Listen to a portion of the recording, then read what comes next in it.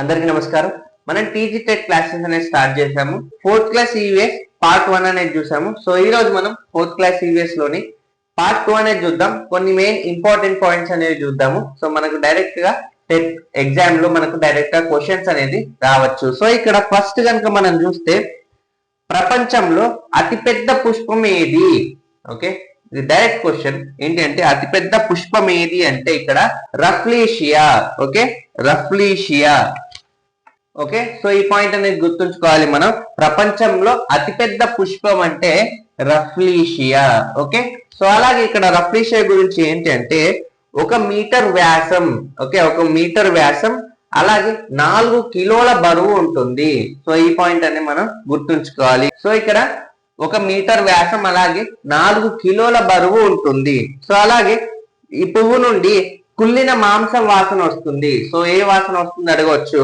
ఈ పువ్వు నుండి కుళ్ళిన మాంసం వాసన వస్తుంది. సో అలాగే 2 కిలోమీటర్ల వరకు వస్తుంది. సో ఎంత దూరం వస్తుందంటే 2 కిలోమీటర్ల వరకు కూడా వస్తుంది. సో ఇలా రఫ్లీషియా గురించి ఇవన్నీ పాయింట్స్ కూడా ఇంపార్టెంట్. ఏ క్వశ్చన్ అయినా అడగవచ్చు. సో ఇక్కడ ప్రపంచంలో అతిపెద్ద పుష్పం ఏంటి అంటే రఫ్లీషియా, 1 మీటర్ వ్యాసం, 4 కిలోల బరువు, పువ్వు నుండి కుళ్ళిన మాంసం వాసన వస్తుంది. సో అలాగే 2 కిలోమీటర్ల వరకు కూడా వస్తుంది. సో ఏ పాయింట్ అయినా కూడా ఇవి రఫ్లీషియాకి సంబంధించి రావచ్చు మనకు. ఓకే, సో ప్రతి ఒక్కరు కూడా గుర్తుంచుకోవాలి. సో ఇక్కడ రాసినా కాకుండా నేను చెప్పేది కూడా మీరు రాసుకుంటే బెటర్. ఎందుకంటే డైరెక్ట్ అన్ఇంపార్టెంట్ పాయింట్స్ కాబట్టి మీరు రాసుకుంటే రివిజన్ టైంలో కూడా చాలా యూస్ఫుల్ అవుతుంది. సో ఇక్కడ కొన్ని పువ్వుల పేర్లు కూడా చెప్తాను. సో అవి కూడా మీరు గుర్తుంచుకోవాలి. So passiflora, okay, passiflora, poinsettia, bottle brush, billbergia. Okay, ఇవన్నీ కూడా కొన్ని పువ్వుల పేర్లు. సో ఇవి మనం గుర్తుంచుకోవాలి. ఫ్యాసిఫ్లోరా, పొన్షిటియా, బాటిల్ బ్రష్, అలాగే బిల్బెర్జియా. ఓకే, ఇవి కొన్ని పువ్వుల పేర్లు. సో ఇక్కడ పార్థీనియం మొక్కను వయ్యారిబామ అంటారు. ఓకే, వయ్యారిబామ అని ఏ మొక్కను అంటారు అడగవచ్చు. Okay, parthenium. సో ఇక్కడ అమెరికా నుంచి గోధుమల దిగుమతిలో వచ్చింది. సో ఎక్కడి నుంచి వచ్చింది? అమెరికా నుంచి గోధుమల దిగుమతిలో రావడం జరిగింది. మన దేశాన్ని పీడిస్తున్న కలుపు మొక్క ఇదేంటి? మన దేశాన్ని పీడిస్తున్న కలుపు మొక్క. సో దీనివల్ల ఊపిరితిత్తుల వ్యాధులు, కంటి, చర్మ వ్యాధులు వస్తాయి. సో ఇవన్నీ కూడా మనకు ఇంపార్టెంట్. ఓకే, వయ్యారిబామ అని పార్థీనియం మొక్కను అంటారు. సో అలాగే అమెరికా నుండి గోధుమల దిగుమతిలో వచ్చింది. సో అలాగే మన దేశాన్ని పీడిస్తున్న కలుపు మొక్క. ఓకే, సో దీనివల్ల మనకు ఊపిరితిత్తుల వ్యాధులు, కంటి, అలాగే చర్మ వ్యాధులు అనేవి వస్తాయి. సో ఇవన్నీ కూడా మనకి ఇంపార్టెంట్. ఓకే, సో ఇక్కడ తర్వాత ఇంకా చూస్తే దిక్కుల గురించి. ఓకే, దిక్కుల గురించి మనం ఇక్కడ చూడాలి. సో దిక్కులు అంటే మనం ఇక్కడ ఒక డయాగ్రామ్ వేస్తే తెలుస్తుంది. సో ఏంటి అంటే సో ఇక్కడ దిక్కుల గురించి. ఓకే, సో ఇక్కడ డైరెక్షన్స్ గురించి కనుక మనం చూస్తే ఇక్కడ ఉత్తరం. సో మనకు జనరల్ మ్యాప్ లో కూడా నార్త్ అనేది పైకి ఇస్తారు కదా, ఉత్తరం. అలా ఇక్కడ తూర్పు, ఓకే, దక్షిణం, అలాగే పడమర.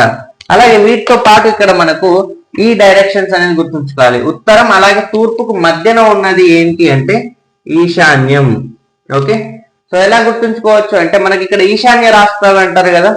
ఓకే, ఈశాన్య రాష్ట్రాలు అంటారు కదా మనకు మేఘాలయ, మిజోరం, మణిపూర్. సో అలా ఇక్కడ మనకు మ్యాప్ లో చూసుకుంటే కూడా అలానే ఉంటుంది కదా. సో ఇక్కడ ఉత్తరం, ఇటు తూర్పు అయితే సో ఇక్కడ ఉంది ఈశాన్యం. ఎలా గుర్తుంచుకోవచ్చు అంటే ఈశాన్య రాష్ట్రాలు అంటారు కదా. సో అలా మన ఇటు గుర్తుంచుకోవచ్చు ఈశాన్యం. సో అలాగే ఇక్కడ తూర్పు అలాగే దక్షిణానికి మధ్యలో ఉంది. సో ఇటు డైరెక్షన్ లో ఉంది ఏంటి అంటే ఆగ్నేయం. ఓకే, ఆగ్నేయం గుర్తుంచుకోవాలి. సో అలాగే దక్షిణం అలాగే పడమరకు ఇక్కడ ఉంది నైరుతి. సో మనకు ఋతుపవనాల గురించి కూడా ఐడియా ఉంది కదా. నైరుతి ఋతుపవనాలు అంటారు, అలాగే ఈశాన్య ఋతుపవనాలు అంటారు. సో అలా మనం ఇక్కడ గుర్తుంచుకోవచ్చు. అలా ఇక్కడ పడమర అలాగే ఉత్తరం మధ్యలో ఉంది వాయువ్యం. ఇలా మనం 4 కూడా గుర్తుంచుకోవాలి. సో అలాగే మనం ఇంగ్లీష్ లో కూడా చూస్తే నార్త్, ఈస్ట్, సౌత్, అలాగే వెస్ట్. సో అలా ఇక్కడ నార్త్ అలాగే ఈస్ట్ కి మధ్యలో ఉంది ఏంటి అంటే నార్త్ ఈస్ట్. ఓకే, సో ఇక్కడ మనం డినోట్ చేద్దాం. ఎన్ అంటే నార్త్, ఈ అంటే ఈస్ట్, ఎస్ అంటే సౌత్, అలాగే వెస్ట్ అంటే డబ్ల్యూ కింద ఇట్లా మనం డినోట్ కనుక చేస్తే ఇక్కడ నార్త్ కి అలాగే ఈస్ట్ కి మధ్యలో ఇక్కడ ఉంది ఏంటి అంటే north east. Okay, so north eastern states అంటారు కదా, సో నార్త్ ఈస్ట్. అలా ఇక్కడ సౌత్ కి ఈస్ట్ కి మధ్యలో ఉంది ఏంటి అంటే సౌత్ ఈస్ట్ ఆగ్నేయం. ఓకే, అలాగే ఇక్కడ దక్షిణం పడమర అంటే సౌత్, అలాగే వెస్ట్ కి మధ్యలో ఉంది ఏంటంటే నైరుతి, సౌత్ వెస్ట్. సో అలాగే ఇక్కడ నార్త్ కి అలాగే వెస్ట్ కి మధ్యలో ఉంది ఏంటంటే నార్త్ వెస్ట్ వాయువ్యం. సో ఇలా మనం ఈ దిక్కులని గుర్తుంచుకోవాలి. సో ఇవన్నీ కూడా ఈశాన్యం, ఆగ్నేయం, నైరుతి, వాయువ్యం, ఇవి గుర్తుంచుకోవాలి. సో అలాగే మనకు తెలుసు కదా ఉత్తరం, తూర్పు, దక్షిణం, పడమర. సో ఇవన్నీ కూడా మనం తప్పకుండా గుర్తుంచుకోవాలి. సో అలాగే మనకి ఇక్కడ మండలం. సో మండలం అంటే ఏంటి అంటే కొన్ని గ్రామాల సముదాయాన్ని ఏమంటామంటే మండలం అంటాము. సో అలాగే జిల్లా అంటే కొన్ని మండలాల సముదాయాన్ని జిల్లా అంటారు. సో అలాగే రాష్ట్రం. సో రాష్ట్రం అంటే కొన్ని జిల్లాల సముదాయాన్ని రాష్ట్రం అంటారు. సో ఇలా ఈ ఎగ్జాంపుల్స్ కూడా మనకు చాలా ఇంపార్టెంట్. సో అలాగే తెలంగాణ రాష్ట్రం. ఓకే, తెలంగాణ రాష్ట్రం ఎప్పుడు ఏర్పడింది అంటే జూన్ 2వ తారీఖు 2014న. ఓకే, జూన్ 2వ తారీఖు 2014 29వ రాష్ట్రంగా అవతరించింది. ఓకే, 29వ రాష్ట్రంగా అవతరించడం జరిగింది. ఓకే, ఈ పాయింట్స్ అనేవి డేట్ తో సహా అన్ని కూడా ఇంపార్టెంట్. సో తర్వాత ఇక్కడ కనుక మనం చూస్తే ఆధార్ కార్డ్ జారీ సందర్భంలో వ్యక్తుల కళ్ళను ఐరిష్ కెమెరాలో ఫోటో తీస్తున్నారు. సో ఏ కెమెరా మనకు అడగవచ్చు ఇక్కడ, ఐరిష్ కెమెరా. సో ఏంటంటే సో మనకు ఆధార్ కార్డ్ ఇస్తారు, ఆధార్ కార్డ్ జారీ సమయంలో వ్యక్తుల కళ్ళను ఐరిష్ కెమెరాతో ఫోటో తీస్తున్నారు. సో ఈ కెమెరా ఐరిష్ భాగాన్ని ఫోటో తీసి పదిలంగా భద్రపరుస్తుంది. ఓకే, ఐరిష్ భాగాన్ని ఫోటో తీసి పదిలంగా భద్రపరుస్తుంది. సో దీన్ని ఎవరు కనుగొన్నారని క్వశ్చన్ మనకు అడగవచ్చు ఎగ్జామ్ లో. సో ఎవరు కనుగొన్నారంటే మిమిజోయ్. ఈ పాయింట్ చాలా ఇంపార్టెంట్. ఎవరు కనుగొన్నారు ఫస్ట్ ఇక్కడ ఐరిష్ కెమెరా, అలాగే ఎవరు కనుగొన్నారంటే మిమిజోయ్. ఓకే, ఈ పాయింట్ చాలా ఇంపార్టెంట్. ఓకే, డైరెక్ట్ గా క్వశ్చన్ కూడా మనకు రావచ్చు టెట్ లో. సో అందుకే మెయిన్ ఇంపార్టెంట్ పాయింట్స్ మనం ఇక్కడ డిస్కస్ చేస్తున్నాం. మీరు అలా టెక్స్ట్ బుక్ చదవండి. సో దాంతో పాటు ఈ క్లాసెస్ ని నోట్స్ రాసుకుంటే కూడా మీకు ఇక్కడ టెట్ లో యూస్ఫుల్ అవుతుంది, రివిజన్ టైంలో కూడా యూస్ఫుల్ అవుతుంది. సో అలాగే ఇక్కడ సమాచార హక్కు చట్టం 2005.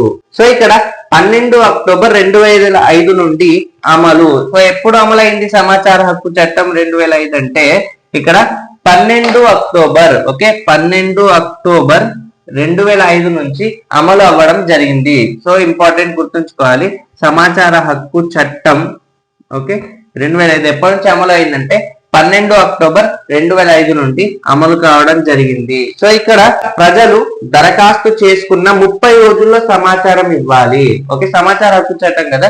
సో ప్రజలు దరఖాస్తు చేసుకున్న ఎన్ని రోజులలో, 30 రోజులలో. ఓకే, ఈ పాయింట్ కూడా ఇంపార్టెంట్. ప్రజలు దరఖాస్తు చేసుకున్న 30 రోజుల్లో సమాచారం అనేది ఇవ్వాలి. సో అలాగే జీవించే హక్కు వ్యక్తి స్వేచ్ఛకు సంబంధించింది అయితే 48 గంటల్లో సమాచారం ఇవ్వాలి. జీవించే హక్కు అలాగే వ్యక్తి స్వేచ్ఛకు సంబంధించింది అయితే 48 గంటల్లో సమాచారం ఇవ్వాలి. సో ఇలా ఈ సమాచార హక్కు చట్టానికి సంబంధించినవి కూడా మనకి ఇంపార్టెంట్. సో తర్వాత పాయింట్ ఏంటంటే ఆకులు ఆకుపచ్చ రంగులో ఉండడానికి కారణం. ఓకే, ఆకులు సో లీవ్స్ ఉంటాయి కదా, సో ఆకుపచ్చ రంగులో ఉండడానికి కారణం ఏంటి అంటే దానిలోని పత్రహరితం అనే పదార్థం. ఓకే, ఆకులు ఆకుపచ్చ రంగులో ఉండడానికి కారణం దానిలోని పత్రహరితం. ఓకే, పాయింట్ గుర్తుంచుకోవాలి, పత్రహరితం అనే పదార్థం ఉండడమే కారణం. సో ఇలా ఈ క్లాస్ లో మనం 4th క్లాస్ ఈవీఎస్ లోని ఇంపార్టెంట్ పాయింట్స్ లో కొన్ని ఇంపార్టెంట్ పాయింట్స్ అనేది ఈ వీడియోలో మనం డిస్కస్ చేశాము. సో ఈ క్లాస్ కనుక మీకు నచ్చినట్టయితే తప్పకుండా లైక్ చేయండి, అలా ఇంకా ప్రిపేర్ అయ్యే వాళ్ళకి షేర్ చేయండి. అలాగే మీకు ఏమైనా డౌట్స్ ఉంటే కూడా కామెంట్ రూపంలో తెలపండి. వంశీ కృష్ణ అకాడమీ ఛానల్ కి సబ్స్క్రైబ్ చేసుకోండి. So thanks for watching. Thank you so much.